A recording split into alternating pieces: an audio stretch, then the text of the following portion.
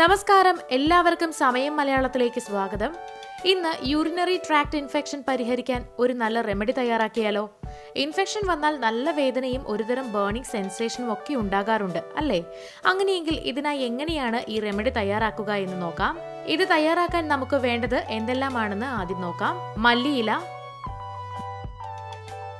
വെള്ളം, അയമോദകം,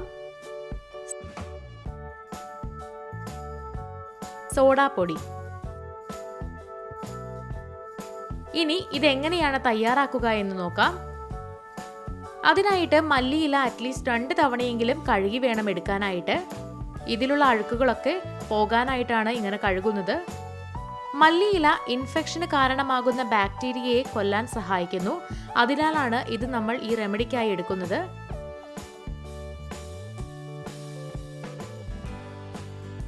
ഇനി ഒരു ബൗളിലേക്ക് 1.5 ഗ്ലാസ് വെള്ളം എടുക്കുക.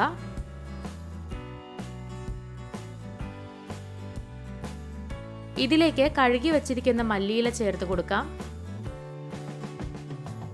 ഇനി 1 സ്പൂൺ അയമോദകം കൂടി ഇതിലേക്ക് ചേർക്കുക. അയമോദകം വേദന പെട്ടെന്ന് കുറയാനായിട്ട് സഹായിക്കും. എല്ലാം നന്നായി ഇളക്കി യോജിപ്പിക്കുക. ഇതിനി സ്റ്റവിൽ വെച്ച് നന്നായി തിളപ്പിച്ചെടുക്കാം. 1.5 ഗ്ലാസ് വെള്ളമാണ് നമ്മൾ ചേർത്തത്. ഇത് 1 ഗ്ലാസ് ആക്കി വേണം എടുക്കാൻ.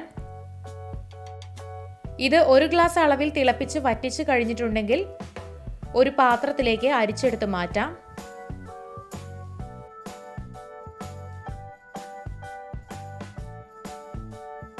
ഇനി ഇതിലേക്ക് ബേക്കിംഗ് സോഡ കൂടി ചേർത്ത് കൊടുക്കാം.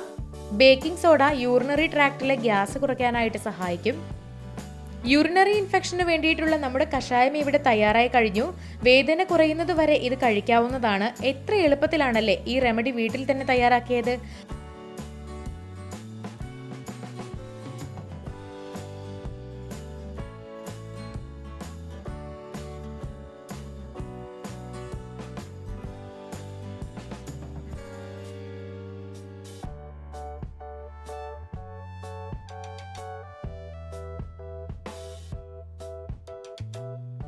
ആർക്കെങ്കിലും യൂറിനറി ഇൻഫെക്ഷൻ വരികയാണെന്നുണ്ടെങ്കിൽ ഇത് തയ്യാറാക്കി കൊടുത്താൽ മാത്രം മതിയാകും. ഇൻഫെക്ഷൻ വരാതിരിക്കാൻ ഒരുപാട് വെള്ളം കുടിക്കാനും ശ്രദ്ധിക്കുക. അപ്പോൾ വീഡിയോ എല്ലാവർക്കും ഇഷ്ടമായി എന്ന് വിചാരിക്കുന്നു. ഇഷ്ടമായെങ്കിൽ തീർച്ചയായിട്ടും ലൈക്ക് ചെയ്യുക, ഷെയർ ചെയ്യുക, കമന്റ് ചെയ്യുക. ഇതുപോലുള്ള കൂടുതൽ വീഡിയോകൾക്കായി സമയം മലയാളം സബ്സ്ക്രൈബ് ചെയ്യുക.